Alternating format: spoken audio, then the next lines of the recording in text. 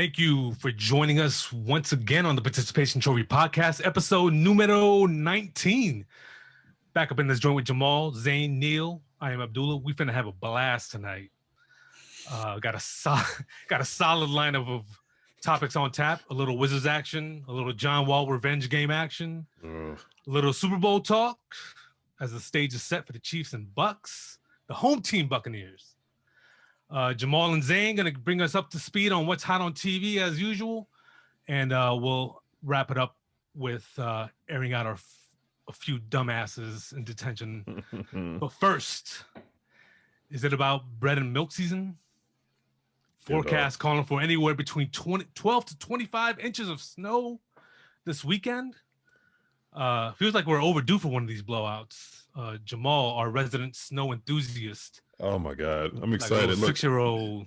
As I hold up my participation trophy mug, we got some new merch popping. Right? If this were the middle of the snowstorm, this would have some whiskey in it. I would be drinking, a little something to coat the chest. But neat.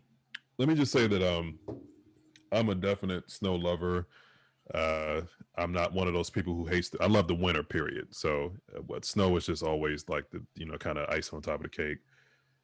So in order to really get into snow and be a snow lover, you have to look at kind of these three phases of storms, right? And I don't mean this shit where it's like a wintry mix where nothing doesn't fuck up traffic on the beltway, or like put a thin coat of black. I don't give a fuck about that. I want what we had a couple days ago. This motherfucker brought out the whiteboard and shit. Let's go. Yeah.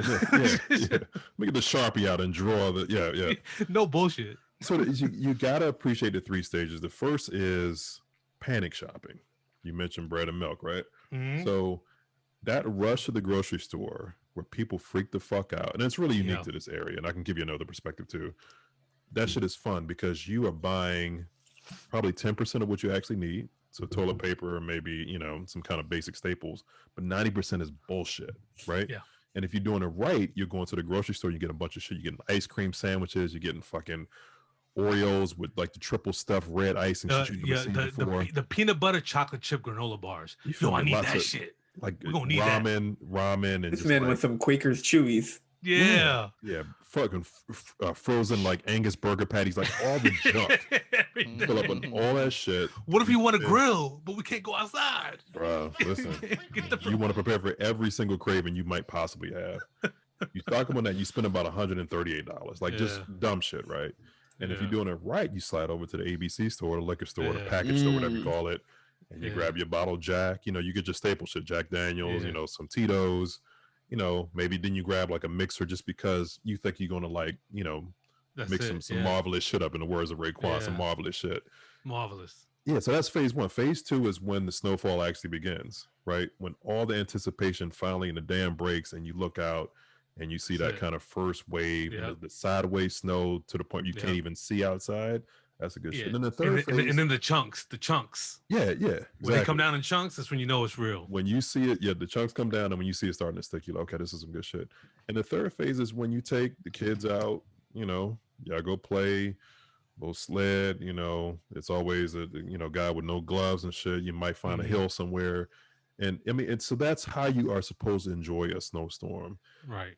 Now what people tend to fucking hate is when you got to go to work and you can't shovel your car out, or somebody shoveled shit in front of your driveway. So now you got the embankment you got to drive over just to get out. And you're just sliding around, all that stuff. Yeah, that's the downside, right? But for the most part, if you enjoy the first three phases, you're Gucci. Do you ever feel some type of way when you see your neighbor come out as soon as it just starts to accumulate? He's out there shoveling shit on the driveway or on the sidewalk, and you don't want any part of that. Some of these motherfuckers come out early as shit. Yeah. Just start shoveling shit out. Yeah. And I just looking at it it's like twice your age too. Yeah. So let's talk about that whiskey real quick. In the mug. We're drinking that neat. We're drinking that on the rocks. A little Kentucky Mule action. So you gotta you're not going neat right away because you want to give yourself the impression that you're making something that's kind of not really festive, but kind of that's a good point. But that neat, unless your house is set on 76 or 77, that neat's gonna warm you up. It's gonna warm you the fuck up. Yeah. Yeah. No, you might mix it. You might have like some hot, some hot cider that you mix in with some, something dark, and you might start off that way. But eventually, you're right. You're gonna be sweating. You're gonna do some dumb shit like put on an old onesie that you had for for pajamas and sweat that out. Yeah, but, everything you mentioned is correct, and especially the build up part of it, the anticipation, just being part of the hoopla, the whole pizzazz, everything that's going on with preparing for a snowstorm. It reminds me though, when you talk about that shit and some motherfucker from Cleveland or Boston chimes in and talk about 13 inches. Yeah. You get that shit on a Tuesday, and that's why you motherfuckers are so miserable. Like you Bostonians and people from Cleveland and like other parts of like the upper Midwest, like y'all act like y'all the happiest motherfuckers in the world. So the reason why you're not is because you're used to the shit. A 56-inch fucking blizzard. So like perspective, I lived in Dayton, Ohio for a year. Here we go. And it snowed there. It snowed there like every 2 hours. Yeah. And nothing fucking stopped. I remember school. I was in law school. They canceled classes one time, I remember. And the rest of it, I just wasn't prepared. Like motherfuckers had the all-terrain 4-wheel drive, all that shit. I was driving a fucking Pontiac Sunfire, sliding all over the road every single day, just couldn't handle it. But, so to them it ain't shit out here, and we get a lot of jokes in this area. People say snow's like the worst thing that could happen here. It could be worse. It could be like Atlanta, where I'm just saying. I don't feel like bad weather is something I want to be like a part of my life. Like, this shit ain't nothing to me. Like, 48 inches. Oh, right. Like, exactly. The fuck, man. Yeah. Neil, you got your sled, man? I got my what? You got your sled? Ready? No, man. I don't even remember if I've ever really gone sledding. But Jamal actually brought it up. Like literally tomorrow, I'm like, all right, way back from work. Okay, I need to go to the grocery store now. But this will be interesting. Yeah, it's gonna be a rush to buy shovels too. I remember the big 3-foot snowstorm. Remember that? Right. I think it was 2016. Right. Where you couldn't find a shovel anywhere. Motherfuckers were shoveling like they was going to like Ace Hardware trying to find shit, and you just couldn't grab anything. Yeah. I want one of those storms again. So go ahead. With people buying all this bread and milk and shit, I mean, I'm guessing the perception is that all motherfuckers do is eat cereal and sandwiches all day. It's just hilarious. So right? Is there any like, and this country is just fat as fuck, right? I mean, correct. That's what we know. So like in other countries, do they not get bread and milk? Are they right? Like, well, what the fuck are they shopping for? What are they stocking up on? The vegetables and fruits. Yeah. I mean, those are like the primary contingents of their grocery list: bread and milk. Got to get that bread and milk. There was a funny meme. There was a funny meme a few years ago where it was a picture of a bowl and somebody had a piece of bread and milk poured into it. Yeah, and the shit basically said, "Yeah, this could have been us, but you ain't go to Walmart in time." Bread and milk, bro. So they're calling for 12 inches. I think 12 to 15 inches was what I saw on the map for our immediate area. Boy, innuendo out of control, man. We need some sound effects here. Boing. That's what she said. Need that. Whoa. Don't worry, I'm gonna get on the Pro Tools later. Don't worry. I don't. But I think it's more out west is what. Go ahead, what? I mean, we have such a history of being let down with snowfall in this area. Like, we have, with absolutely. Like something. Massive, but the next thing you know, it'd be like just fucking rain. Like rain from between 2 and 4. Yeah. I said the same shit to my family the other night where they were, again talking about this potential snowstorm. And I said, I looked at the forecast, and the one day it showed, mostly sunny or all sun. Mm-hmm. That's the fucking day it's gonna snow. Right. That's the fucking day it's gonna snow. Yeah. There's no rhyme or reason to this shit. Again, I think we're overdue for one of these storms. I remember back in 2010. Mm-hmm. Remember we got those back-to-back snowstorms? Right. Yep. So early 2010 is when my parents lived in Arizona. My dad was sick, so he was in the hospital. So I was traveling back and forth on a weekly basis. Sometime, and on this particular week, I had to fly back really quickly to take some care of shit at home and fly back. I ended up flying back in between the two snowstorms. So we got the 37-incher on I think early February. Mm-hmm. Y'all remember that shit? Yeah. And then a few days later, we got an additional 15 inches. Damn, man. Yeah. And I can't remember the details of why I had to fly back or why I had to, That's a DP. I didn't fly back for a DP. I wish I did. But Got to anchor the DP. Remember that? Oh man. Remember that video? Oh, we're That's one gonna of have the a lot of funniest videos. we're gonna have a lot of motherfuckers googling shit this weekend. Everybody Some of y'all Google won't. Some of y'all are anchoring gonna know the DP. exactly what Anchor the some of y'all DP. gonna know exactly what we're talking about. I know. Dirty motherfuckers, but that's all right. Right, Anchor the right. DP. This is for everybody. So you're supposed to snow for 3 days straight? Allegedly, that's what it says on Yeah. the internet. I'm ready, dog. I wasn't finished with my story, but Oh, we got into the old DP talk. Here we go. Well, I'm gonna cut your story off. I'm gonna make you guys feel old too. The 2010 blizzard, I got like 2 weeks off from school for like each one of them. I think 2 weeks off for the first one, a week off for the second one, and that was my freshman year of high school. And then you had your first period. Speaking of 2010 and Neil's Facebook, Nah, Zain, you just had that recently. everybody, right? everybody add Neil Dalal add Neil on Dalal. Facebook. Everybody add Neil Dalal on Facebook. They'll find like 7 fobs in India before they And find go me. through his profile pictures, and you can get a clear image of Neil Dalal in 2010 during the snowstorm. It'll be the best thing you've done on the internet, for sure. It's a good thing so we'll Joe's see. not here, otherwise he would just put all of those pictures out on Instagram. Maybe we can still arrange that. But yeah, I'm looking forward to the snowstorm. Well, I like distractions. I like shit that just distracts you from normal life. Yeah. Even like a light drizzle. I'm like, oh yeah, good, it's raining. You know. Wait, you know? what? Oh, that is It's terrible. gonna knock, No, that's a good it's gonna point, knock though. some shit off today. But Like, it's a good oh, you point, should be though. like, man, it's raining outside. I don't feel like doing that shit today. Exactly, yo. Exactly. Yeah, that little slight Rain's perfect distraction, for two things. That Saturday that you really didn't want to go out, and bro. shit, like Bro, that ice rain. Don't let the Yeah. rain hit like about 30 minutes before you're gonna get up. It's a wrap. I'm not fucking moving. We got a little light ice rain on Monday night. I didn't take out the trash. Yeah.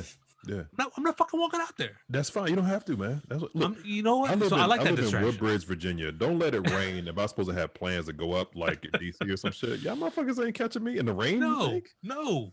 Like, sorry, It's a man. wrap. We try it next time. Yeah. We're looking forward to the snow. Well, one basketball team that might as well be snowed in. We're gonna hop on over to Open Gym with this, but the Wizards, who are actually playing right now, I don't know if you can really say it playing right now. Playing, They're Yeah. like, nine players called out tonight. Dude, that bet- injured between- list looked like the fucking South by Southwest, like day 3. Oh. That lineup. 9 guys on the injury report. A combination of actual injuries, health protocol. Times aren't great for this team. They just came off the highly anticipated John Wall revenge game, which, I mean, John Wall got his revenge. But we actually have an email from a listener, one of Jamal's boys, who wanted to share his thoughts on what's really bugging this team. Jamal, you want to share that with the class? I think Zane's got it pulled up, right? Shout out Zane's to got Damon, it by the pulled way. up. Yeah, shout out to Damon who sent the email in. We were chatting on IG earlier, and he dropped a pretty broad question. I was like, you know what? This has enough layers to it that we should, kind of pick it apart on the podcast. So, yep. Yeah. And first and foremost, I love when we get mail because it actually confirms somebody is listening. somebody besides ourselves. Somebody. It's a great feeling to know. It's like, wait a second, he's mentioning something I said before. Oh, I love it. We heard it. All right. Damon says, "Hey fellas, love the show and enjoy the different takes." Am I supposed to read this part? I'll just read it. I think this is something worth discussing, though. Compliments are always welcome. Absolutely. Yeah. And he sounds. We should exactly have we should have a thread like an email shoot. Just give us compliments. Yeah. You know, Exactly. who's best looking? Yeah. Who's the most smart? All that shit. Best beard. Who Yep. you want to fuck? Like, oh, just You want to fuck? Not sex specific. Just throw it out there. See where it Hobbits. goes. All right. So Damon says, "I have watched this movie and I know how it ends. Brad has to get out. He is wasting his career here with nothing to show for it. We said, oh, if we can just get him and John one more piece, it'll get better. It hasn't, and it never will happen. No. It will always be the same, and it's never enough, but Brad has always been so consistently good. He is going to put up big numbers and be at the bottom of the league with no chance of winning ever. He has to get out soon." The second part says, "I've been a huge Russie apologist for years, due mostly to his passion and work ethic. On-court productivity has generally been enough to offset his style of play and my ability to defend him. At this point, though, I don't think I can do it anymore. So let's jump into the first part. He's basically talking about Brad has to get out. I think, and this is interesting because some fans that we know would say, "Don't trade Brad, leave him here." Like, come on, blah blah blah blah blah. And Damon Say my has the name next perspective- time. Yeah, Neil. It's basically Neil. Neil and Joe probably. But he's saying Brad has to get out. So he is looking out for Brad. My man is looking out for Brad. He's being real selfless as a fan here. So how do you guys feel about that? Neil, we'll start with you since you're probably fidgeting right now in your seat. So I don't know. Literally, you could just call the Washington Wizards, for the time I've covered them, a series of unfortunate events. Like, literally, you always think that, okay, they might have a chance to do something, and then just whatever it is, for whatever reason, like this season has been ridiculous how bad their karma has been ever since trading John. You know, Davis Bertans has random visa issues, which means he's not in condition for the entire first month of the season. Wait, what? Davis Bertans, to return back to training camp, he missed the first bulk of training camp, half of training camp, because he couldn't get back into the country. So he was out of shape for so long into the season. My bad. So like your second best you were player, talking who's something recent like, right now, like this motherfucker's getting deported or some shit like that. No, it would fucking fit right into the season. It would fit right in. It would. That's what I'm saying. Like, so you start off with that. Rui Hachimura has pink eye that costs him games. Russell Westbrook has a quad injury that is supposedly, you know, why he looks so bad right now. You have Thomas Bryant, unfortunately, tearing his ACL. You have 6 guys going a COVID outbreak. Like, this team is 3-11. It's very easy to see why they're 3-11. Well, pending this probably going to be lost to the New Orleans Pelicans. Safely say 3-11. Yeah, but even when they were all there together, they were blowing double-digit fourth quarter leads. Mm-hmm. So, you know, to me, I'm ready to say that, they're not going to do anything this year. Like, at this point, maybe to get the 10th seed to get in the play-in tournament, but even that would be a stretch to think at this point. So I think as much as Brad has been loyal, you know, you think, okay, if Ted is going to clean house this season, then maybe they'll move him in the off season. But it's really unfortunate to see. He's a great player. He could have been a Hall of Fame player, maybe. But so a comment and a question. My comment is, I've wanted Brad traded basically since I knew the season was taking a nosedive.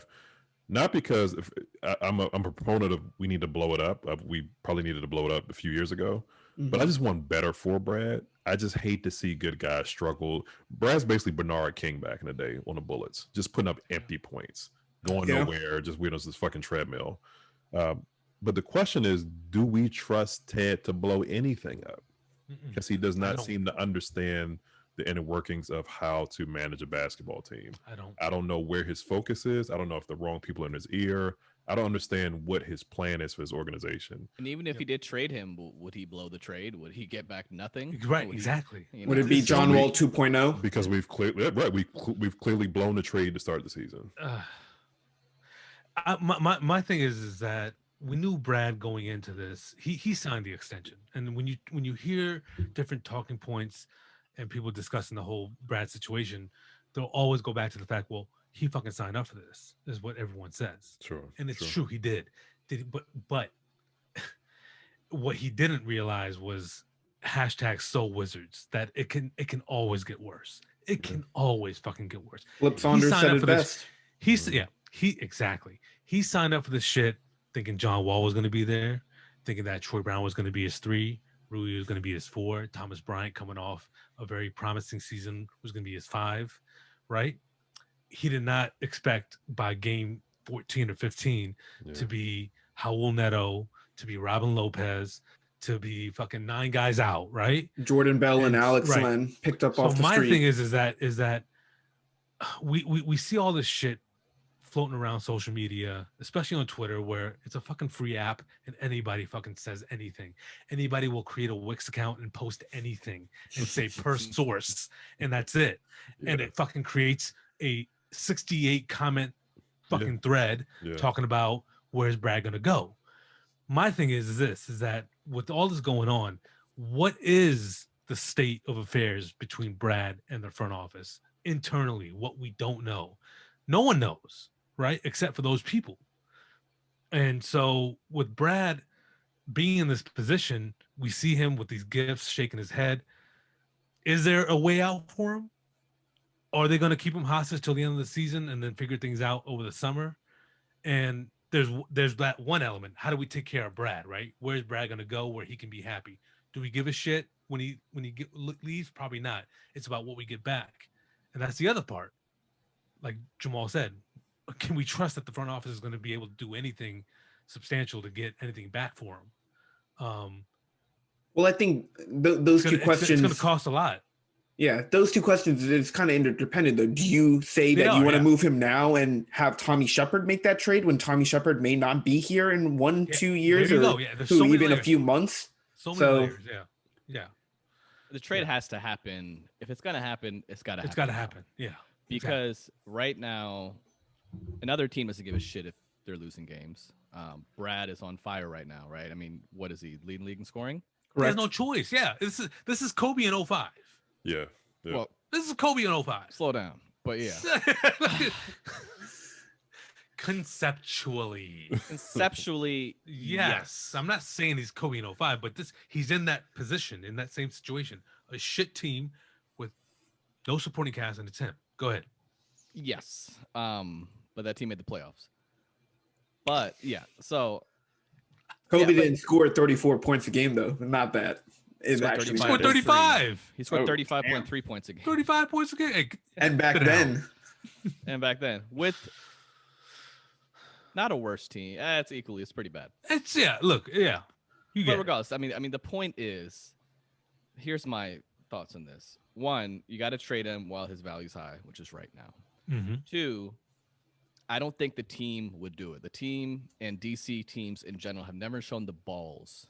They have never shown the balls to make a move like this with any sort of force. Is foresight the word? Kind of being able to do some long-term planning, look into the future.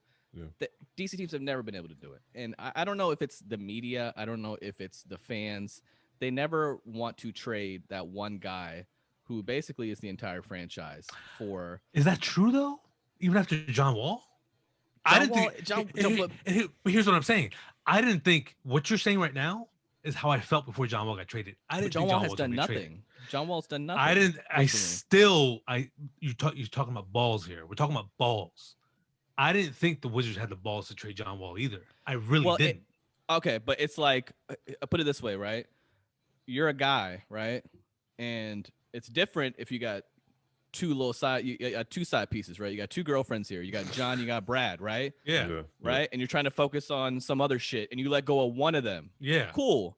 Or are you going to break up with your only girl? I see what Zane's saying. And that makes me think, when have the Wizards actually ever blown it all up?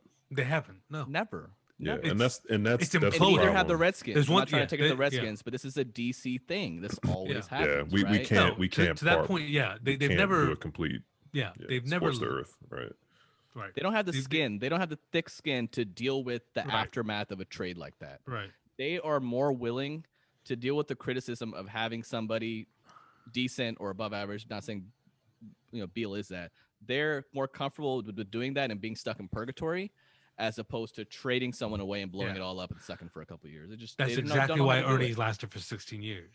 Is because right? Because it's like, well, this happened, and like Neil's giving all these reasons, and that's the same shit somebody like Ernie or a GM, not saying Tommy, but someone like Ernie would tell the ownership. Sure. Well, what do you expect? This happened. This guy got pink eye. Whatever the fuck. He fell down the stairs. He overdosed on cough syrup. Whatever the shit.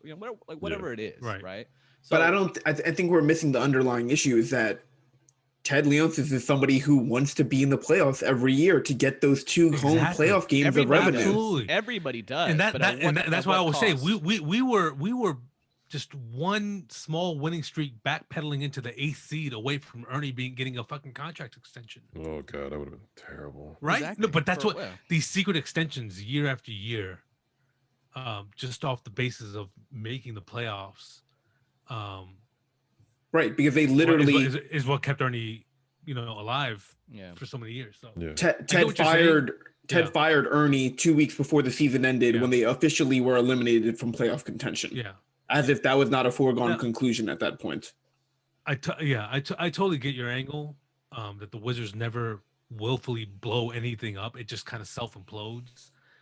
Yeah, Pretty they ride it till the wheels fall off. Right. I mean, I still think the John Wall trade, like, it was such a blockbuster, bold move against the will of so many in the fan base that would have been well, that I'm just saying that would have been like a textbook moment where the Wizards just fold and don't trade him. Say, of "Fuck this, course, we're gonna yeah. ride But I mean, But of their course, there's so many fallback things was that- they still have right. Brad, right? So Right. also think There you about go, this, yeah. right? Yeah. You trade John away, which Yeah. pisses off probably 1/3 of your fan base, right? Maybe Maybe one half. more. Maybe more one at this half. point. We'll Just seeing be how things are- generous and say yeah. you pissed off half your fan base because Mhm. half the fan base probably was like, "Look, I'm tired of this. Get rid of him." Oh, Westbrook, cool. Now within 6 months, you trade Beal. I mean, it's going to take some major balls. It's a tricky situation because if Brad demands a trade, that's going to leak out. His value is could be lowered, and you have a front office that isn't going to do it preemptively, right? And Yeah. if they do, like we've discussed, we don't know if they're going to be able to pull it off. So God, that shit is sad, man. Can we talk about Yeah. sad I- shit. talk But about at this point, you just do it. I think you just do it. You trade him to the Pelicans. You trade him to a team where you can get 3-4 pieces. You Yep. find one guy who's really super solid, one guy who has a lot of potential, one guy who does the dirty work, Yeah. and another guy who's a super prospect, right? Yeah. I just feel like, and I'm going to take it back to Wizards lore and just how awful things have been for this franchise. And I know that there's been turnover on every team, players that they feel like are generational and in the long run would have been something great for the franchise, being, perennially successful. But I mean, the Wizards already fucked up what would have been a generational point guard for them. Mhm. And now are on the brink of fucking up what might be a generational shooting guard for them.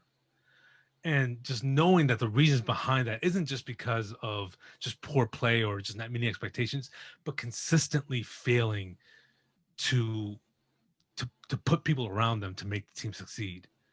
Besides John, like having John and Brad and just kind of linking them up with guys like Allen Anderson, Eric Maynard, and just shit like over and over and over again. I mean, coaching The comes point- into this too. I mean, that's another coaching part. comes into it too. I think Randy Whitman, as much as we miss him now that Scott Brooks is coach, but Randy Whitman, I think, was detrimental to Bradley Beal's development. I think he really was. Yeah.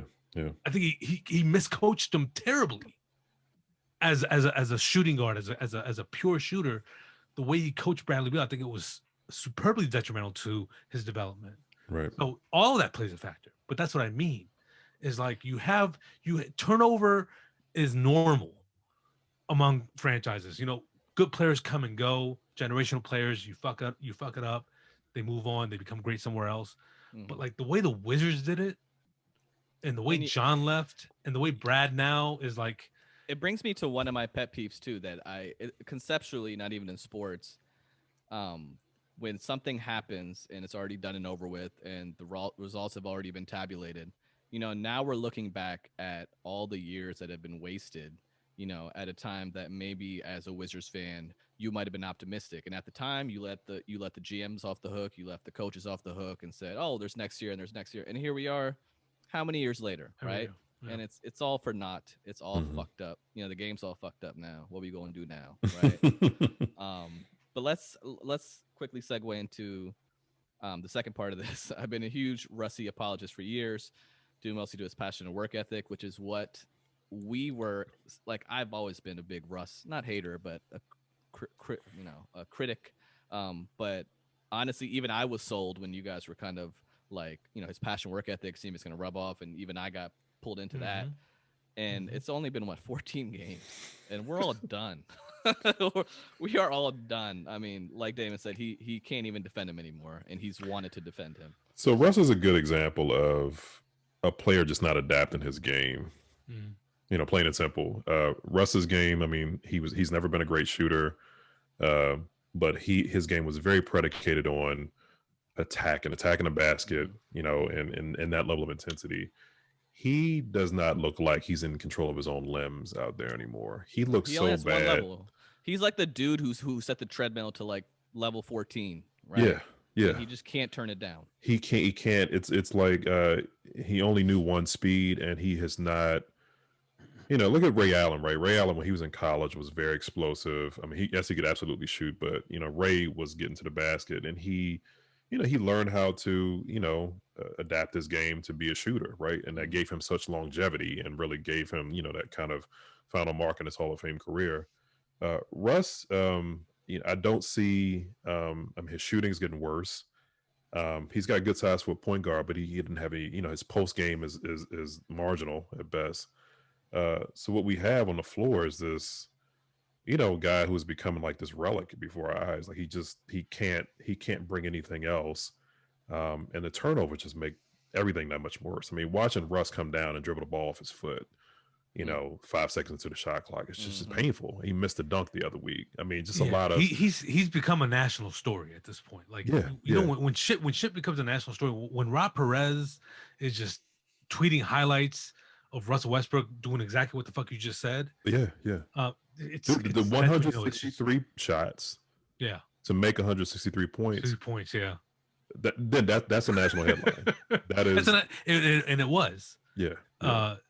That's when the struggle is real, and it has nothing to do with the Wizards. Like, but and I tweeted this the other day too. McNabb, by the way. Sorry to cut you off. But it's so funny. It is, and what's so crazy about this is that we talked about how initially when the trade happened, myself included, was like, get a fucking grip. It's fucking Russell Westbrook. Yeah, it's Russell Westbrook. And what ends up happening is that Wizards element that we all disregard in the moment. In the moment, we forget that this is still the fucking Wizards. And what happens is Russell Westbrook ends up being everything that the front office feared John Wall was going to be. Exactly. They thought John Wall was going to be that broken ass, dribbling off his foot, bad decision making, catch up to his limbs, bad decision making, reckless. Because that's what Russell Westbrook is trying to do right now. He knows he's losing his step. He knows he's being criticized. He only has one dimension to his game for the most part, which is full steam ahead. So he's still doing that shit. If John Wall was in that on that level, which the Wizards front office feared he was going to be, a lot of us feared he was going to be, 18 months out of the game, recurring knee, leg injuries. We thought that was it for John. That's what we thought John was going to be playing like. But it's the complete contrary. Like it's not even funny, man. And there's so much money left on that deal. How the tables fucking turned. I mean, how do they get out of that? Neil? There's no way. No, there's no way out. No, there's no way. There's no Their only hope is that Russ somehow retires. Puts whatever this quad injury. Well, that's the only hope with Alex Smith. I don't think you can throw Russ on that. But there's no way, unless Russ comes back and looks like the Russ from last year or previous Russ after this, whatever this quad injury is that just lingers on for weeks and weeks, now going into months and months. Yeah. The team's no value. The team's a fucking wrap. Even if we get when or if we get those 9 guys back, it's a fucking wrap. You got a fucking lineup of Jordan Bell, Isaac Bonga, Raul Neto, Anthony Gill. Is his name Anthony? I'm gonna throw up. I saw the first initial. I just like winged Anthony. Alex Lynn. Right? So and did Alex Lynn get hurt last night? Because for a while he was on the bench with one shoe. He's all right. He's all right. It's like, what the fuck is this? He just got here. Yeah. By the time any amount of those 9 guys come back, the chemistry's already off. It's going to be off for a while, and that's why this snowball effect is just going to be worse and worse, and they're just going to have a worse and worse record. But, hopefully Cade Cunningham is a thing that is in the future. I don't know. I mean, my stance is these guys. I know we got to wrap this up, but it's the silver linings, man. I think Beal's been playing great, but I already felt like his style of play, it can only elevate a team so far, in my opinion. And then you throw in Russ, who's another player who throws up a lot of empty numbers when he does. And to me, it's just not a good combination. We're talking about Jordan Crawford? Were we talking about Jordan Crawford? I lost you for a second. All I heard was like, just puts up numbers like. Nah. I'm saying these two, like Brad puts up good numbers, efficient numbers, but it's not enough to elevate a team to the crazy apex. And then Westbrook puts up numbers sometimes, and those are way more hollow.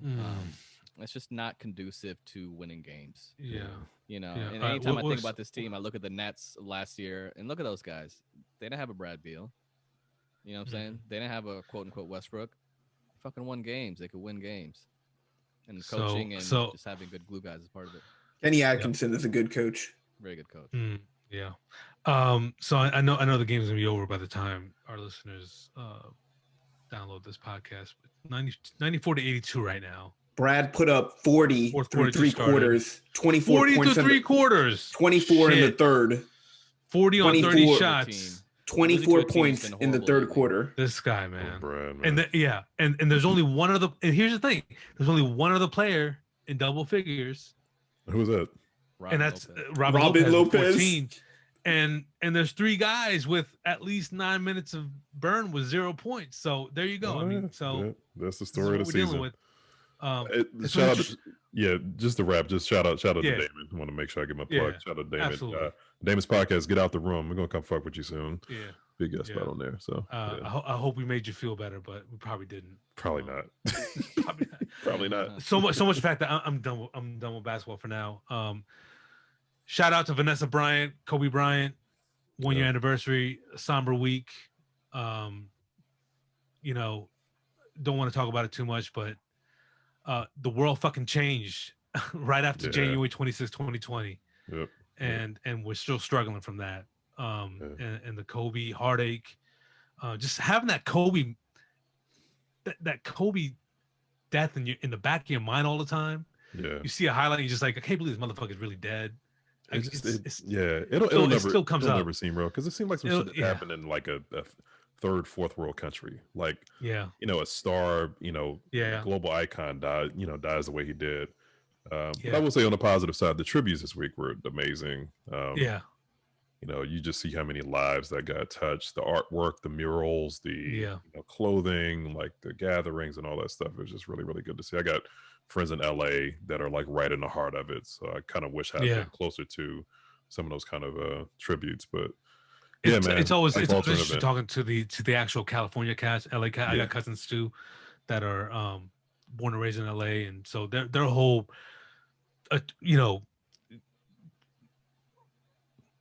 their connection to the Lakers and Kobe in general is something that a lot of other just Kobe fans won't even feel. Right. It's always interesting to talk to them. It's cultural, and how they take it. But shout out to that. Let's go ahead and move into the NFL, man. The NFL, the Super Bowl, the stage is set. Chiefs, Bucks. Let's go ahead and talk about last week's games. I'm an Aaron Rodgers stan, like through and through.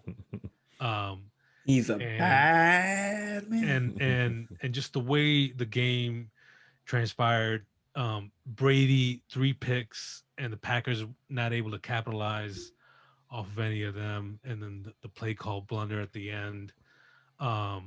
Rodgers himself kind of miscalculating the play and perhaps could have ran to get into the end zone on third down. That's been a hot topic in my group. Hot topic, but overall, as an Aaron Rodgers fan, just knowing that this was probably the closest he might get for the rest of his career to get a second ring. Yep.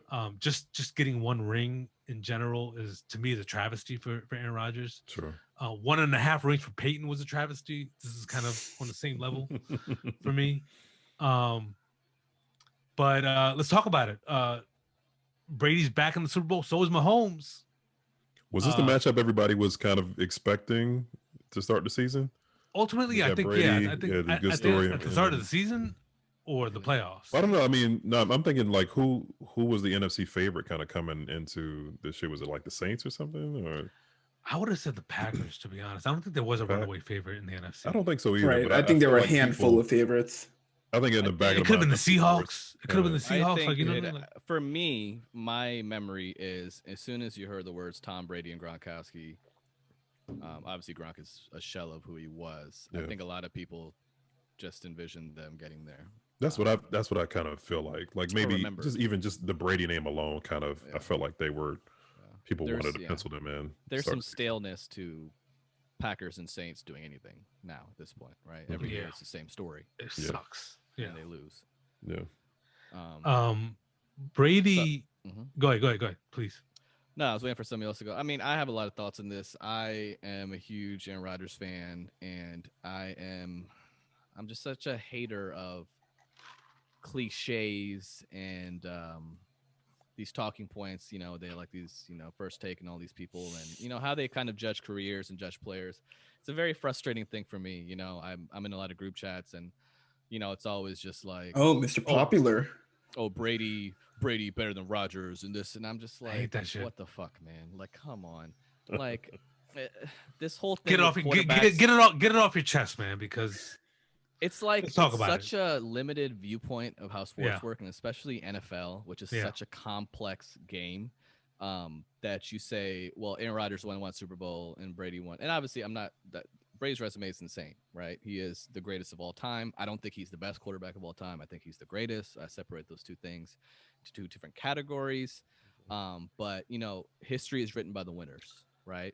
And it's very unfortunate that I feel like Aaron Rodgers has never in a long time been given the supporting cast to give him an opportunity in these games. I mean, you said it yourself. He threw 3 interceptions and they still won the game. The Bucs did.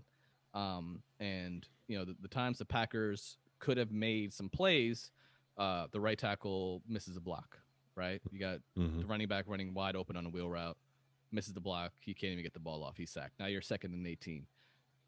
But people are so people play too much Madden, or they saw somebody do it before, so they just expect him to just fucking pull some shit out of his ass. Yeah. You know what I mean? And just be Superman. That but video game no thing is such real. thing as Superman. Yeah, that right? video game shit is real. It's some video game shit. And the other thing is the word clutch has been it's been taken to this crazy level, right? Where it's just you expect I just don't believe it happens that way. I think if you're talking about great players make great plays. It doesn't matter what the fuck the moment is, right? If you're great. Now, if you're not great, cool, I get it. But I will never judge Aaron Rodgers and Peyton Manning for their failures, because the best team wins the Super Bowl, right? Yes. The best team gets to the Super Bowl. It doesn't matter. You know what I'm saying? So these are things that really frustrate me. So there was a talking point on one of these ESPN shows. I think it was highly questionable. I think it was Izzy Gutierrez. I don't want to just shout out anybody, but the narrative of, is Tom Brady the one that's responsible for Aaron Rodgers' demise in Green Bay, or his inevitable breakup in Green Bay? The fact that Tom Brady beat Aaron Rodgers in that NFC Championship, and that's what kind of snowballed into Aaron Rodgers and Matt LaFleur and him being upset. But it's what you're talking about, is these narratives that are created that, oh, Tom Brady, did this to Aaron Rodgers, or eventually, or if Aaron Rodgers ends up going to another team next year or the year after, right? Mm-hmm. That they're going to say, oh, it was that NFC Championship game where Tom Brady beats Aaron Rodgers. And which is bullshit. It's that shit. That's that bullshit. That kind of shit. That's that bullshit. One playoff game is not really going to do anything. It's the accumulation but people will of a lot create, of things. But that's the thing. People will still create. They'll stay there. Sure. They'll roll with it and say, oh, yeah, the one time Tom Brady and Aaron Rodgers end up in a fucking NFC Championship game, it ends up being the game where Aaron Rodgers loses and Rodgers and with his team, everything blows up because of Tom Brady. Right. That's what people would like to. Sure. And I'm also tired of the Belichick angle. I've been a huge Belichick fan, and now it's just like, oh, Brady didn't need Belichick and etc. I mean, I still think the NFC. I think the Tampa Bay Buccaneers have the best roster in the NFC. Okay. This is a good point you made, because it's hard to argue with that. So, and I haven't really talked about it with anybody, so this is a good time. But the whole Brady system quarterback, Belichick, that whole narrative, which I loved as a Tom Brady hater, right? But now defunct. It kind of fucks it up for me now, because I know what you're getting at. Well, but what the fuck? Just because. Well, took the Bucs to the Super Bowl. Here's the thing, right? It doesn't matter who you like. Brady, Manning, Rodgers, these guys are all freaking 99s, right? Mm-hmm. Right. I think Manning and Rodgers are better than Brady. That doesn't mean, Brady sucks at something or he's a system QB and blah, blah, blah. The point is, he's had consistent coaching throughout his whole career. Mm-hmm. He's had great defenses, et cetera, right? So he's not a system QB, but what he was in an environment that basically got the most out of him, number one. Mm-hmm. And he was surrounded by a very well-coached team. Aaron Rodgers and Peyton Manning really haven't had that, right? In my opinion. And the bigger It's still problem for me- almost achieved as much. I mean, I'm not talking about wins. exactly right. I'm And talking about Belichick, they won numbers. 6 games this year. They won 6 Right. games this year. Okay, with Cam Newton, who looked absolutely disgusting. Julian Edelman played 5-6 games. They missed half their defense from COVID. They got no receivers. I don't know who the hell's on that team. That team was, boy. It's disgusting. And for them to get 6 wins, I think was a great accomplishment. So Brady's the quarterback of that team this year. How many wins did they get? I think they could get. I mean, it's hard to say they wouldn't get. If Edelman's hurt, probably 9 or 10, maybe. Okay. I was like a 9. Yeah. With Edelman hurt. Yeah. Yeah. Right. So, but I mean, I think it's those in the moment, in game factors that Brady has. yeah. that And the maybe another larger quarterback thing doesn't. is, you know, Right. someone like Aaron Rodgers, his team is good enough to win 14 games, but that's Aaron Rodgers overachieving with a team that. Yeah. Do you understand what I'm saying? Like, No, absolutely, that's the difference. absolutely. it's No, not it's like you in can the you moment- you can say what you want about Matt LaFleur and his win-loss percentage, all that shit. that's but- overachieving. Yeah. It's overachieving because It's just you a- got Aaron Rodgers throwing 79 touchdown passes Yeah. to 9 interceptions. It's the same way with Peyton Manning. He would drag some fucking bullshit into the playoffs. The worst run defense, you know, banged up safeties, receivers you never fucking heard Yeah. of, you know, Yeah. with Reggie Wayne. And then it's like when they lose, it's like, oh man, he's a choker. You know what I mean? Yeah. No, it's yeah. Narratives are easy to develop and they're a cop out conversation every Of time. course. Like Every time. So Brady and and I Mahomes. don't think he could have ran for that touchdown, by the way. I don't think so, but it was third down. There's two but there's a Listen. cornerback and a safety sitting at the goal line. I don't Right. understand. But here's the thing, Zane. Here's the thing. We'll never know. That third down play, if he gets sacked, you go for it on fucking fourth down. You don't give Tom Brady the ball so he can fucking drain your blood out in the final 2 minutes. Right. Yep. Why give Am I Tom right or- Brady am the I- am I- ball? Listen, it's fourth down territory, period. And I'm not talking about like okay, if he gets sacked for like 15-yard loss and it's 4th Sure. and 35, whatever, okay, maybe, okay. But you got the ball at the 18-yard line, 19, 20-yard line, and it's fourth down. You're fucking It was the going- 8-yard line. It was 4th Period. and goal from the 8. And this is Period. You're You're going for an it. interesting point. I mean, how much is the coach involved in letting Aaron Rodgers know that he's not going to go for it on fourth down, right? I don't Because know, but If you at the end of the day, the play wasn't called. no, I understand, but the point is, if you know you're going for it on fourth down, you're going to handle third down differently, right? If you know you're going for it on fourth Okay, down, sure. right? That's an important point Every here. time, though. Every time. Every time. Yeah. Okay. Yeah. In I a game guess like you're right. this, yeah. you I have guess to. you're right. I guess you're right. But so you're saying that Aaron Rodgers knew that third down was make or break. I don't know if he knew that. That's what I'm saying. I really don't know because He seemed like you he know, didn't. Aaron Rodgers was like, I didn't know. Well, Aaron Rodgers said, I thought I was going to have a fourth down to Yeah. utilize. That's why I Yeah. didn't make an attempt on a okay. run. Okay. Although I feel like if they got 3-4 more yards, it might have helped. Yeah. Okay. Yeah. um, I and let's not even get into the officiating. The officiating was absolutely I know. horrible. I know. Um, That's a fourth down call through and through to me. That's it. Yeah, I mean, I'm not against giving the ball back to Tom Brady, but I am against giving the ball back I to Tom Brady am. after he's already thrown 3 interceptions. It's not gonna. Yeah. You understand what I'm saying? Like he's due. Here's the thing. I've seen. Look, and I know we've all watched Tom Brady, but I've seen Tom Brady. His 2-minute drill when they're up versus when they're down is like night and day. Yeah, When they're down, they lose.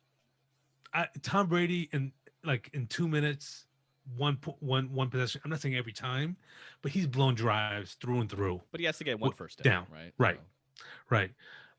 But to milk a clock, I mean that's when the Patriots and Brady were at their fucking best. And it made opposing fans miserable. Was that you knew that if you give Tom Brady 3 fucking interceptions and you don't capitalize on that shit, you're fucking losing the game. yeah, Period. that's true. Period. Very true. It's I've just seen sad, it every but- time. You give Tom Brady 3 chances to fuck up the game and he doesn't, you're fucked. surprised Neil hasn't compared Aaron Rodgers to Bradley Beal right now. Oh man, It's Aaron Rodgers, easy. Bradley Beal, generational talents, two guys whose careers have been ruined. Sorry, we like hijacked that whole shit. To go No, it's all good. It's all good. No, it's good. It's just been so upsetting to me. Like, I needed to get that Aaron Rodgers shit off my chest, man. I'm glad you helped me. I needed Brady to lose just so I wouldn't have to defend all this shit. I can't believe this motherfucker keeps winning. School, I swear to God, he worships the devil. Okay. There's no fucking way, man. Like he's the greatest. I don't think he's the best. He's the fucking greatest, but he's also the luckiest. That motherfucker's so lucky. And I for some reason I love his post game Instagram posts. I don't know why. Because he's so fucking handsome. That so Gronk fucking shit, good. Like, man. he's handsome, and he just gets up on the mic on the camera, just like he just looks at you like, "Motherfucker, I'm still here." I need that. And I love that energy. I need that energy, man. Yeah. I need that energy. Brady Mahomes, Chiefs, Bucks. Bucks got the home, and he got the fucking home game. Insane. Lucky. Yeah, Insane. everything set up perfectly for him. Devil worship. Mahomes back in the Super Bowl. Let's not discount my man Mahomes. Back in the motherfucking Super Bowl. 15-1 through injuries. Got fucked up in that Browns game. Came back, beat a good Bills team. And Jamal, I know, man. Yeah, I know. I was came off, to an but, end. Look, I'm thrilled. they were a great fucking Fuck the story though. Bills. They were a lot of fun to watch this year. What happened with Diggs? Did Diggs get what was his line? His line? His line on? Yeah, that's a good question. I'm not Wasn't sure that what. crazy? I think he had his first catch at. Well, actually, I don't know. I remember at one point he's like, oh, Diggs is 2 catches for 12 yards. Like, oh, they Yeah, I bottled him think up that's and what it shit. was. Kansas City defense is sneaky underrated. Yeah, Sometimes. man. It's very underrated. Chandler Jones, so good. They have Chandler Jones. Is he on the Chiefs now? No. Sorry, other Jones, Chris Jones. Chris Jones. I'm about to say Chris Jones, Chandler Frank Clark, Chandler Honey Badger. Jones. I say Chandler Jones. Yo, speaking of measurables, Chandler Jones. What about him? Why God? Why couldn't it be 6'6"? Why does God do that 300 shit? Why does God make 10%, people like DK 10%, Metcalf? You 10%. can spread that shit out a little more evenly, man. That Russell. I don't know if you Russell Peters, but some of his early work where he was talking about when God was making humans, and he was making the black man. He said, "Hey, listen, man, your people are going to be, destroyed for centuries upon centuries, man. Yeah. But I got something for you, man. I'm gonna give you all some big ass dicks." And then conversely, Indians, he's like, "Yo, listen, y'all gonna be mathematicians. Y'all gonna be, but see, y'all dicks gonna be." Yo, He said, "That's a compromise, man. It's all about compromise, man. Send me that clip. It's all about compromise, man." But Chandler Jones. Anyways, Chandler Jones is still on the motherfucking Cardinals. Chiefs defense is underrated. They shouldn't be, but I think they are. It's because they get overshadowed by the offense. Yeah, exactly. Fucking When the offense Tyreek Hill, puts up, man. yeah, the offense puts up 30 points in 4 minutes. Tyreek Hill's like Hill. a souped up, video game, like Madden character, like one that used to create with all 99s and shit. Yeah, all 99s and shit. That fucker's bad, man. He's jacked. Yeah, dude. He's super jacked too. He's not even like Deshaun Jackson where he's super like skinny and shit. Yeah, skinny. yeah. This motherfucker is jacked. Yeah. All right, moment of truth. Let's call it. Are we betting against Brady? Boy. I am. Chiefs have been my Super Bowl pick pretty much all year. It sounds crazy to say, but the Buccaneers, they don't look that good to me. I know they made the Super Bowl. You said that last week and the week before and the week before and the week yeah, before. but in my defense, to my defense, they didn't look good against Washington. Correct. No, they didn't. They looked worse against the Saints. They look worse against the Saints. And then they were worse. And literally last week, they converted every third down. Like that freaking 50-yard jump ball pass Tom Brady threw, that could have been an interception. The touchdown they threw in the first drive, the corner jumped like 2 seconds early. The one right before halftime. Fucking Kevin King, man. Kevin King, all your texts are getting left on red, man. Yeah. You and Carlton Davis.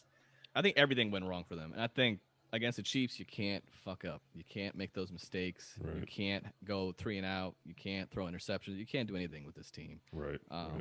Their pass rush is good, though, so that's the one thing, if they're peaking right now. But I've learned to not – I assume the Chiefs are going to win every game until they until I see them lose. I mean, that's just how it works for me. What about you guys?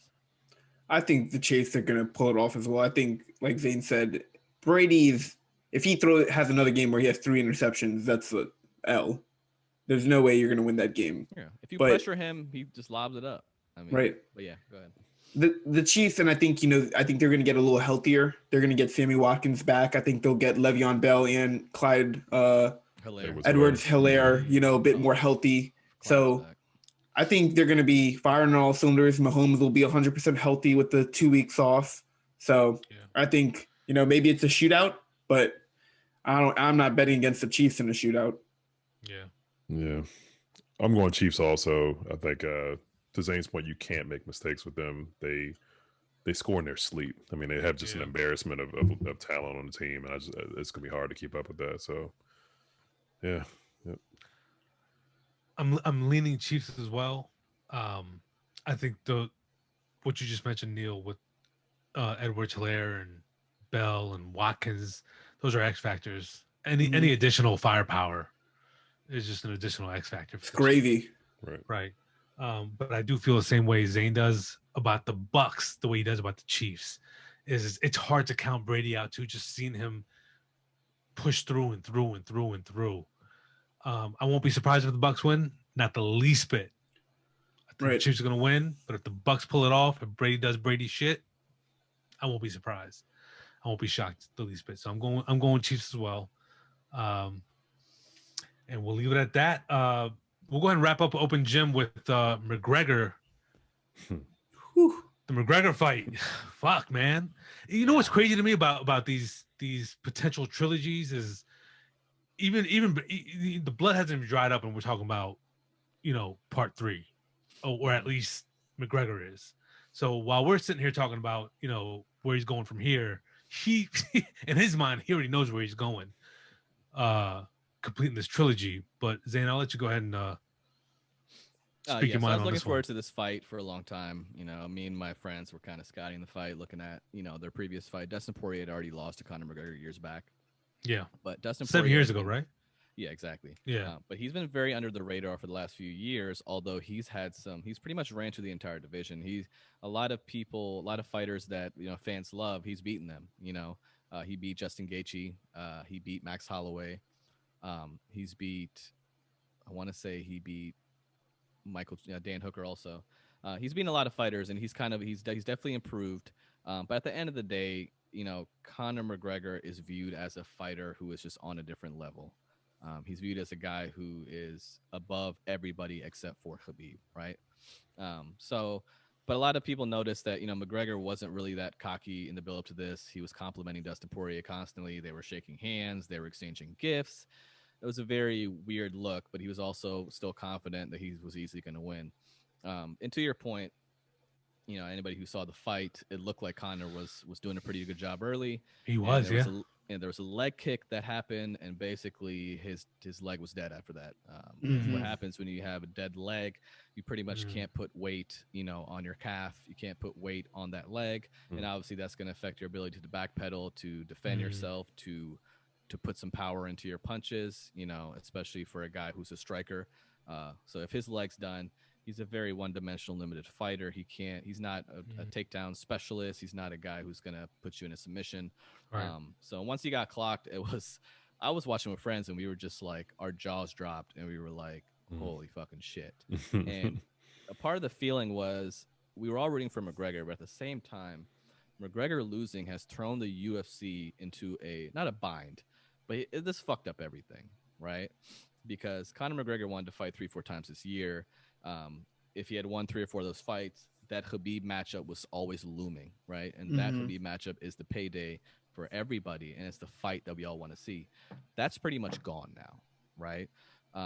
But from a marketing perspective, that rematch is so important because he can't just move to the next fight and leave this as unfinished business. Like, I lost to this guy. Right. Cool, it's over with. He has to avenge that, right? That's the only way that he's going to erase the memory of him losing to this guy if he wins the 3rd fight and gets him to a position where he's marketable again. Right. Is that typically the UFC approach for these fighters? Like, there always has to be a tiebreaker? No, because well, a tiebreaker, it depends. I'm trying to think of many tiebreakers, like three-time fights I've seen. It's usually, even if something happens unlucky for one fighter in the first fight, if the fighter gets dominated, the thoughts of a rematch are completely out of the window in terms of just having a single rematch, because nobody wants to see it. I mean, nobody thought Conor McGregor deserved a chance after he, got dominated by Khabib. He only won one round. He got choked out. So people were just like, I don't want to see that shit. That's the first thing people say. I don't want to see that fight. He got dominated. What's going to change? So I'm trying to think if there's been a rubber match before that I can think of with people, in terms of, but I mean, McGregor didn't get dominated, right? So it's still, I feel like it should qualify for a rematch, even if it's the third fight or the second fight, I think they're 1-1, and that will be good for the UFC. Seeing Conor McGregor come back from a loss, it should be good. Anybody else watch the fight?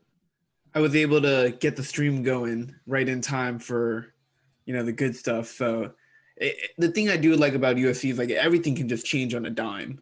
And so, Poirier got a shot, and then he just went at him, and just the one that clocked him square right in the nose. Ooh, that man, that's the one that made the dude go into fetal position, right? Yeah. And he just basically folded. Like, there's nothing else he could have done at that point. But now everybody's kind of shitting on. Everyone's kind of shitting on McGregor right now. Justin Gaethje's happy he lost. Khabib threw some shots at him. He's built himself into a villain that everybody wants to see lose. He's kind of like Floyd Mayweather, except UFC's a little different. It's really hard to, win that many fights. Yeah. But at the end of the day, it's making him money. It's making the UFC money. The whole villain. Yeah. If you're able to capitalize on it, you're definitely able to capitalize. Bro, after the Khabib loss, I mean, this motherfucker was throwing passes, at midfield at the Cowboy Stadium. You know what I mean? Like, of course. He became an American hero. So, but it's one of those things where they say, they used to say boxing needs Tyson. I think UFC still needs McGregor as long as he has it, as long as he's able to. The fans have an affinity for him like no other fighter.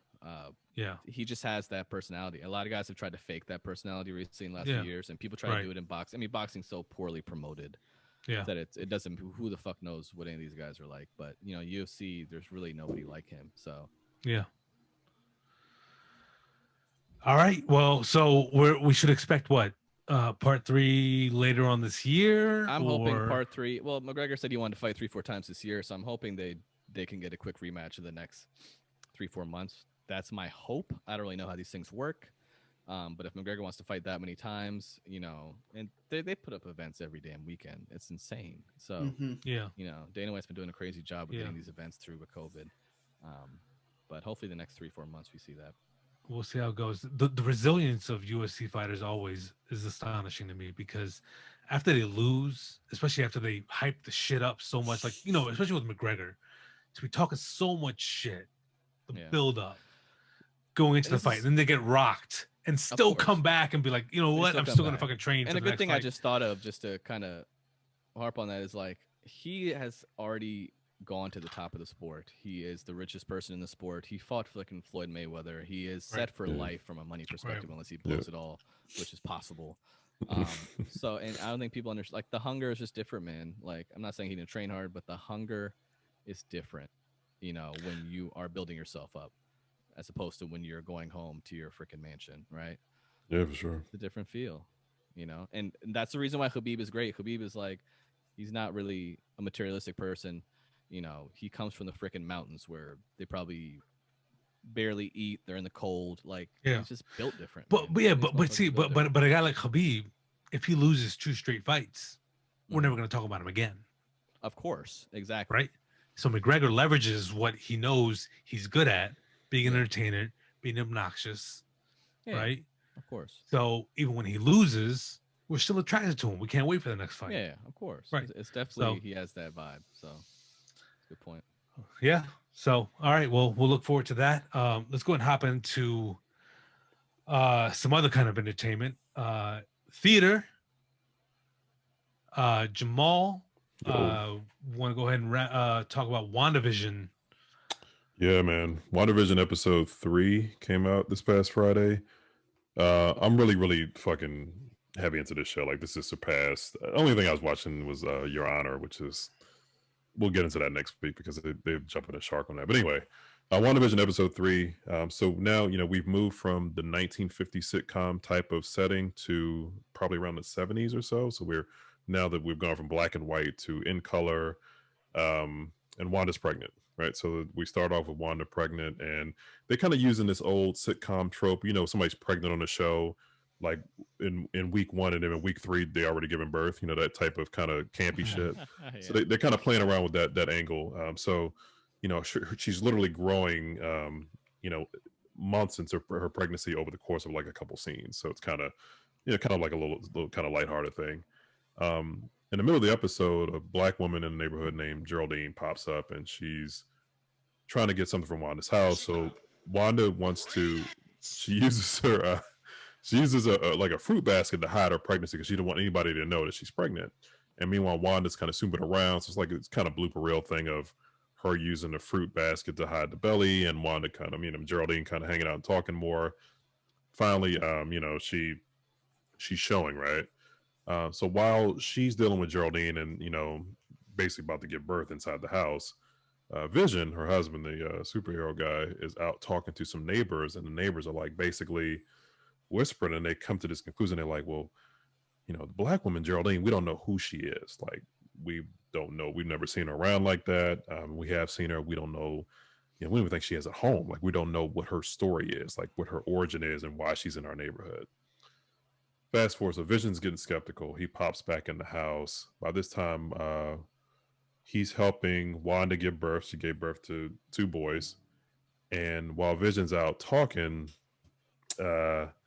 Geraldine makes this comment like about Wanda's brother, a guy named, I think Petro's his name, and how he was killed by a guy named Ultron.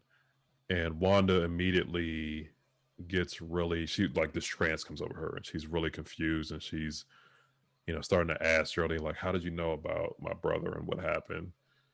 And she also notices that Geraldine's wearing this kind of pendant on her necklace that looks like something superhero Marvelish, right? We don't know exactly what it is just yet. So by the time Vision gets back in the house and Wanda is getting questions from Geraldine, and Geraldine wasn't to answer anything, Geraldine disappears. Wanda's like, she just had to go. Flash forward to Geraldine being kind of thrown out on some grass by a new neighborhood sign that has nothing to do with where they were, where the original setting of the show is. Surrounded by all these law enforcement with people, with guns drawn, not coming after her, but just wondering what the fuck happened. So I said all that to say, basically, what this appears to be is Wanda has created this. This is a theory that I think has got some legs to it. Wanda has created a world, because Vision at this point is dead. He died in the last Avengers film. I think Wanda has created this mindscape, if you will, this new imaginary environment whereby she can, keep her husband or his memory close and have this life that she wants, this kind of idealized life that she's wanted, away from whatever evil forces or whatever it was trying to get to her and penetrate that world. So I think that's where it's going to go now. So the show that started off very, again, Brady Bunchish and, old school, whatever, has quickly turned at the end of episode 3 into something that looks more like what could be a true Marvel like kind of action series. That's what I'm talking about. Yeah. How is that transition to you as a viewer, like to go from where you started to where you are now and where it might go in the next few episodes? Oh man, I thought it was hella exciting. Is it easy to keep up? Yeah, and I will say too, again, that I'm still fairly, like a novice to Marvel and the Marvel universe. Mm-hmm. It's easy to follow. Mm-hmm. And it's enough where you can look at the shows and follow the plot. But if you want to go back and dig through all the nerdy shit, the Easter eggs, this is what every single reference meant, and this is what it taught. You can absolutely do that. But, you can still follow along just fine without having to dig back and kind of peel back all those layers. So I think, that turn it took, that shit had me out of my seat, because I was like, well, I did not expect the show to go this way. I thought they probably could have kept that whole, again, kind of old school sitcom-ish feel, for the most part, but there were enough kind of breadcrumbs to see that something was going to pivot at some point, and the way it closed was just, it was pretty dope. So is this show like a complete original by Marvel, or does it stem from some sort of comic book character or theme that already So, existed.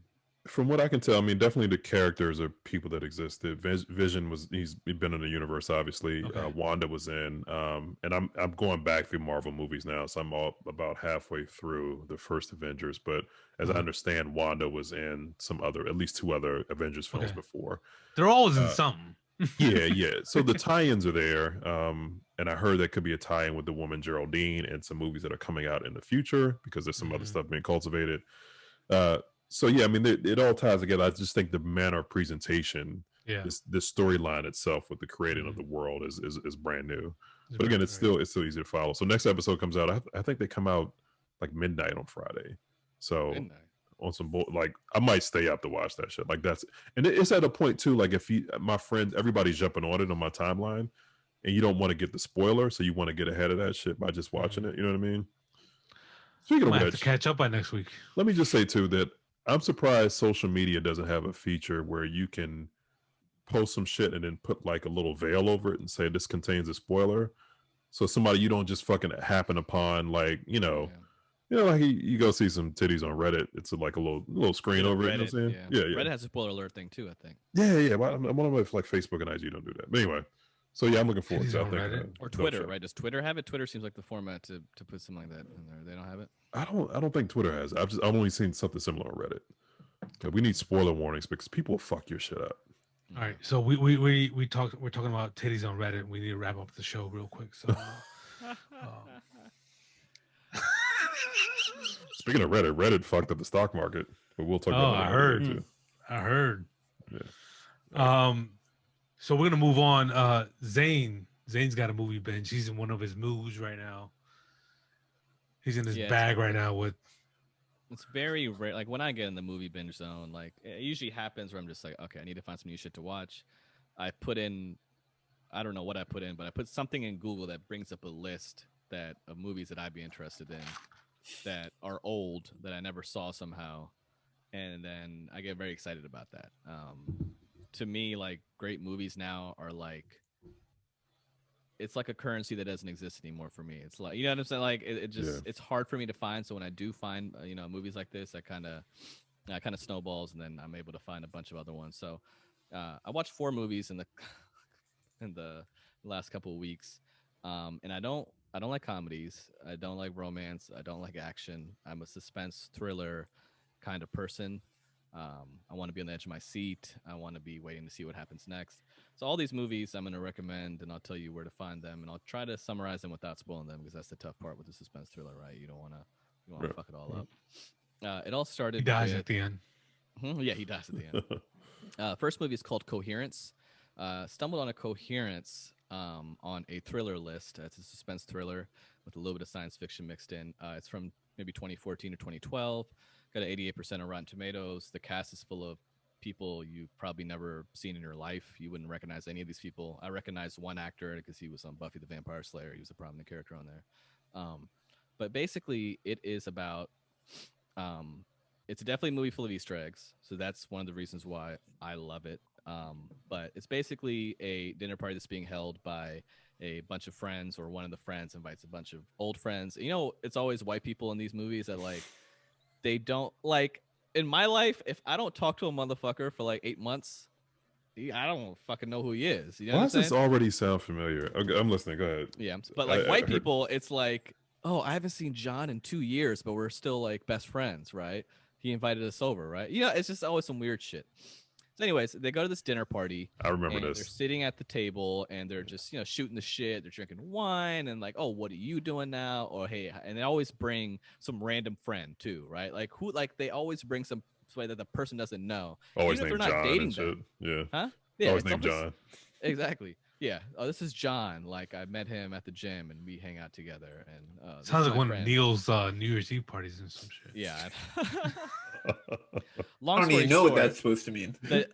Long story short, the dinner party is coinciding with a scientific an event that's happening in which a comet or a meteor is passing over Earth. That sounds like more kind of dinner party. Exactly. Exactly. That's Neil's national party. Nerds. So basically, that kind of sets the stage. It's a dinner party, bunch of people together, and I love these kind of movies where there's a bunch of people together, shit hits the fan, and we're kind of in it together.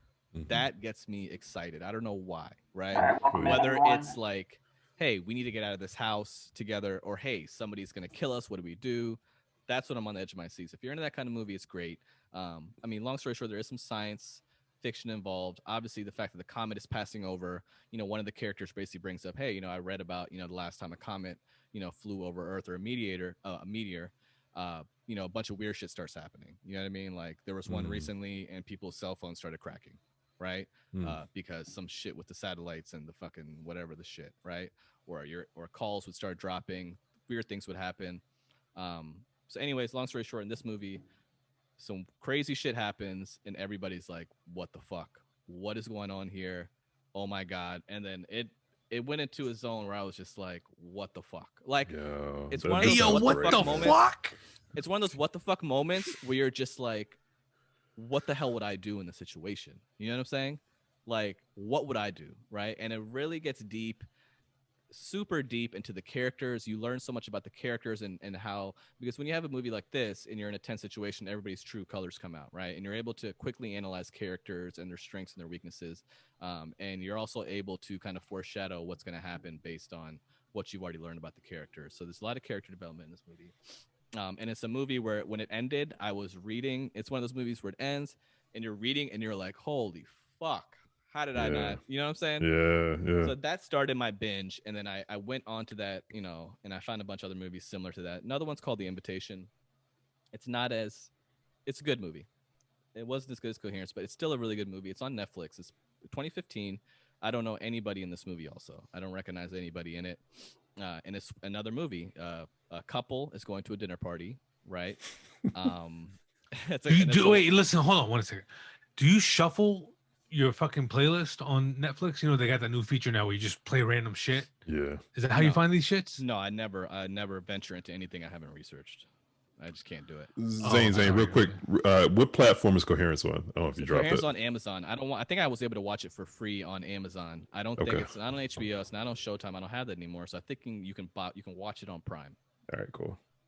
Yeah. Coherence, never heard of her. So this one's The Invitation. It's on Netflix. Similar concept. A couple going to a dinner party, and it's a very weird dinner party because this guy who's dating this girl, he is going to a dinner party that's his ex-wife is hosting. And through the backstory, and some exposition, we learned that they broke up because, they had a son together and the son died, right? And she tried to commit suicide. So obviously they have a lot of history together, but he hasn't seen her in a long time. So he's going back to a house, apparently, where he used to live in with this woman, right? With his new girlfriend. Another fucking weird thing too, right? Whatever. And so on the way there, obviously, like every movie, it's kind of like in Get Out, right? Some ominous shit happens, right? Where they're driving, and in Get Out, I think they hit a deer? Yeah. Something like that. Yeah. Same thing with this movie. They run over a coyote, right? And that's the first thing that happens. They go to the dinner party, and they're like, this is really weird. The invitation's super fancy. And they show up, and the guy sees his ex-wife, and she has a new man, right? So and she's super giddy, happy, and the main character who used to be with this woman, he's obviously very depressed. Not depressed, but he has a lot of repressed emotion, right? Because his views on how this relationship ended were a lot different than hers. Her new man is there. He's like tall, he's charming, he's pouring bottles of like 10 grand wine, and there's like 10 other people at the party. I won't go too much deeper into it, but long story short, off the top, there's an ominous vibe to it. And what I love about these movies, if it's very well directed or well created, you already know that some shit's going to pop off, right? So you're spending basically the next 45 minutes, hour waiting for it to pop off. But obviously, you're also being, misdirected very well. And you're kind of questioning, we're seeing the POV of the main character, but we can't tell exactly what's going on, what's going to happen, who's going to do it, and how's it going to happen. Yeah. So it's kind of like a dinner party that just turns to shit. And it's very well done, edge of your seat. And this is more of a psychological thriller, part horror. Very good movie. I enjoyed pretty much all of it. I love the build up. Nice. Definitely check that out. That's on Netflix. I thought it was very well made. Third movie is Martha, Marcy May Marlene. This is a movie that's on HBO Max. It's rated 90% of Rotten Tomatoes. It stars Elizabeth Olsen, which you may know. It also has John Hawkes. I don't know if you guys would recognize him. He was in Winter's Bone. He's a tall, skinny, grizzly-looking motherfucker that looks like a guy in a movie who would like molest kids or some shit, right? He's always playing that dude, right? Oh yeah, I know exactly. White trash dude. So long story short, the movie starts with Elizabeth Olsen, the main character, and she is basically in a cult. Off the top, she is in a fucking cult. And you don't see what's happening. You just see that she is escaping. You see that she's escaping, and she basically runs to a payphone, and she calls somebody, and we basically find out that that person who picks her up is her sister. And her sister takes her to her fat ass house with her successful husband, and she's been estranged from her family for years, right? So the sister's hearing from her sister for the first time in years. She has no idea what's happened. Meanwhile, this girl's been in a cult for a long time, right? For the last couple of years. So she's all fucked up, and she's trying to integrate into this lifestyle with a couple who's in a basically what looks like a $5 million home, 10 bedrooms. It's just them two, right? They're, so along the way, you're seeing how a person who was in a cult is trying to reintegrate back into this household. At the same time, her sister and her husband have no idea what's happened to this girl. So they're just like, what the fuck's going on here, right? And the cult is still looming in the background because you would think that someone escapes from a cult that they would make an effort to, try to find the person, et cetera, right. et cetera. Right. And the movie is constantly going to flashbacks and coming to present time. And it becomes very disorienting to the point where you don't know what you're watching, right? You don't know what's happening now. You don't know if this person's seeing things. And this is also one of those movies, Easter eggs up the ass. When it ended, I read about it, and I couldn't sleep. It was one of those things where I was just reading about it, and I was just like, I'm trying to figure out, you know what I'm saying? So it's one of those disorienting movies. Very good. The acting's great. Elizabeth Olsen is also, she stars Wanda in WandaVision. Exactly. She's Wanda. That's why I'm an immediate fan. About her. She's so fucking good, man. She's really good. She's cute. Very cute. Very attractive. Good actress. My last one, and I would say all these movies are must watches. My last one is a movie that I watched this week called Super Dark Times. This is my 1A along with Coherence recommendation. Super Dark Times is on Hulu. This is a movie starring a bunch of kids. And it is basically another movie with an ominous undertone.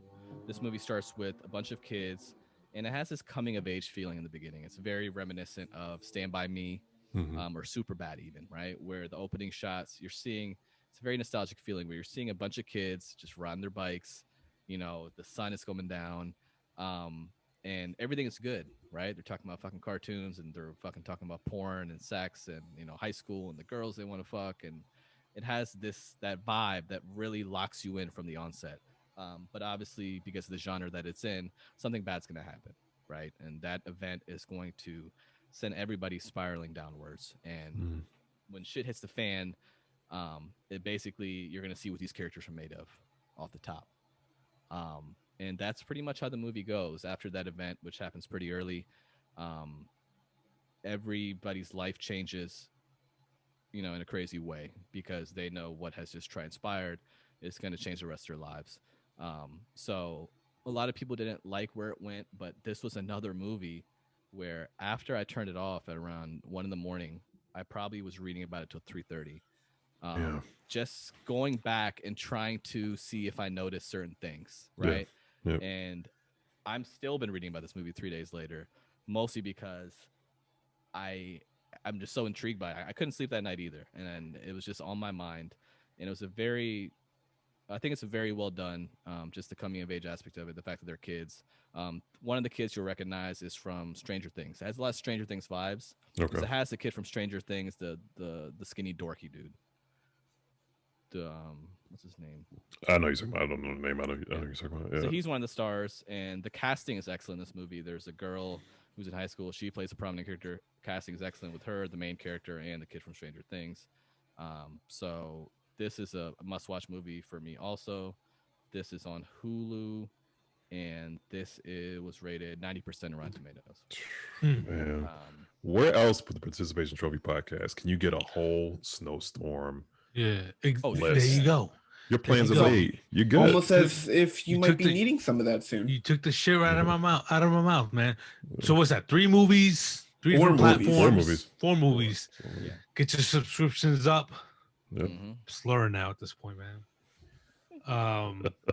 Snowstorm, binge watch, the Q list, on deck.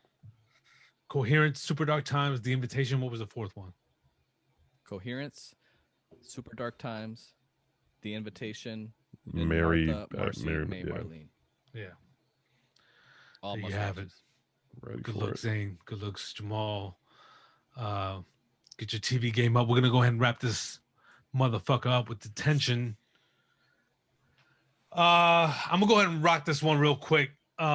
Listen, Bomani Jones, I love you, man.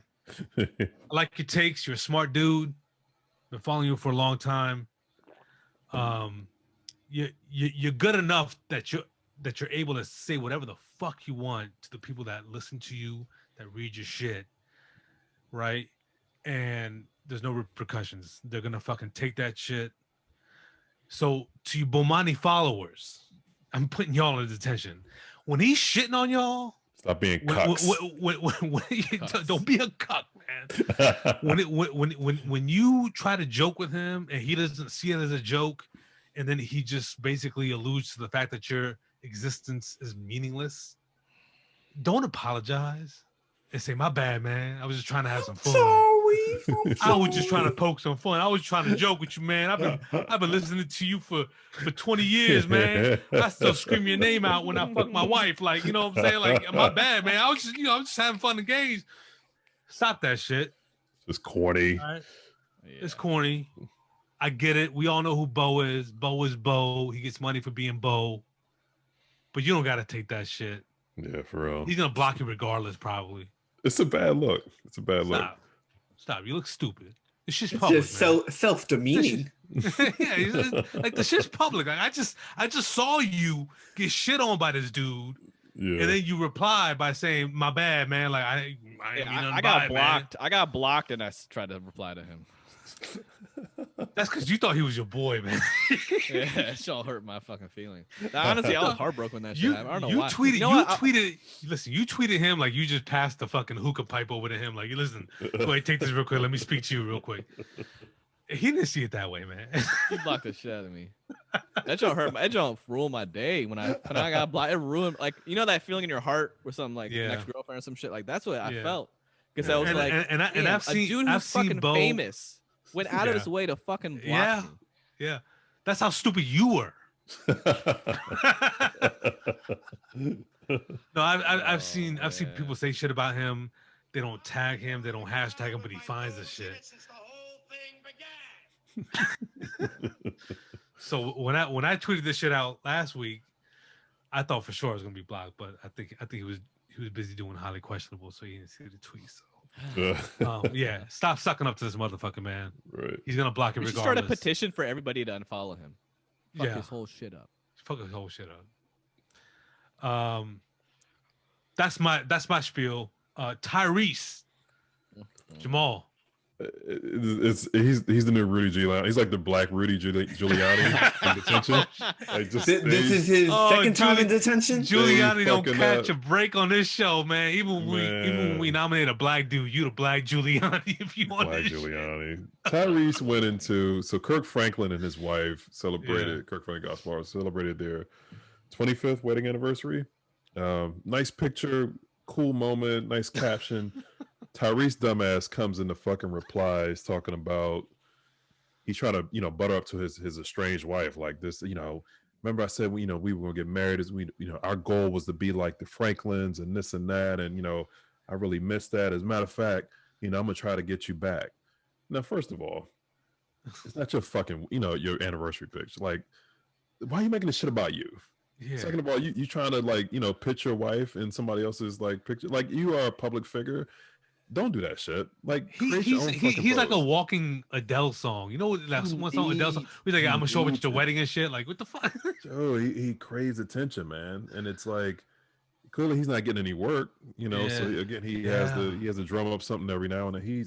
He's such a cornball, man. Such a cornball. Yeah, so, that was crazy, man. Like, just don't make the shit about you and your marriage that fell apart and somebody else's shit is actually holding up. Like, don't do that. Do that.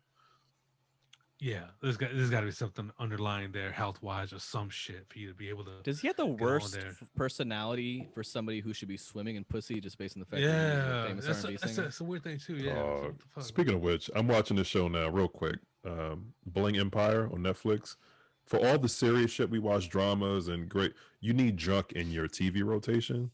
Just gotta balance it out. If you getting like a nice 3-course meal, you need like fucking sleeve of Oreos. Like that's what this shit is. And it's a guy on there that reminds me of what kind of what Zain just said. This guy's a model for Givenchy, but he's corny as fuck, man. Yeah. It's like he's never been around women before. He's just it's like cringe. Like that's kind of what Tyrese is. You can really do a lot better by just shutting the fuck up. Yeah.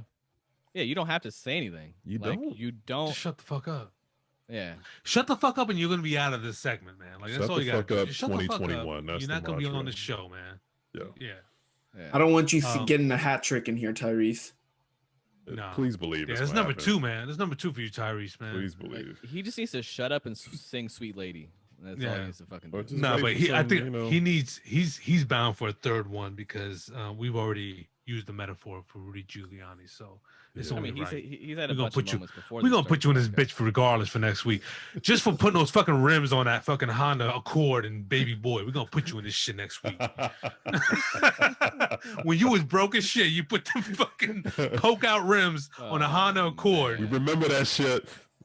And she still left you for Snoop. Fuck your fort. Yeah, fuck your fort. Abdullah's out here putting people retroactively in detention. Look, man, that's how it is sometimes, man. That's how it is. Hey, man. Hey, we breezed through fucking 94 minutes. Jody, I hate you. I hate you, Jody. Oh, we gotta do a whole fucking What's Baby your problem, Boy son? I'm down for You got that. an Oedipus complex. You want your mama to be your woman, but that's my woman. He choked that motherfucker out for like 2 minutes on camera and said, "You want anything from the store? You want anything from the store?" Motherfucker can't even. His esophagus bruised up. I'm like, "You want anything from the store?" Yeah, you gotta use that. Yeah. Hey, man. Hey, now we at 95 minutes. Breeze through this shit. Episode 19 is a wrap. Tyrese, we're gonna bring you back for no reason. We're gonna bring you back up in this joint next week. Yeah. Just gonna do the hat trick. We're gonna wrap it up right there. Maybe the Wizards will be back out of quarantine by the time we get back on this joint. We have a full fucking roster. Talk about some good shit. Who? Playoffs? Roster? I am Abdullah. That is Neil. That is Zain. Jamal. It's a wrap. See y'all next week.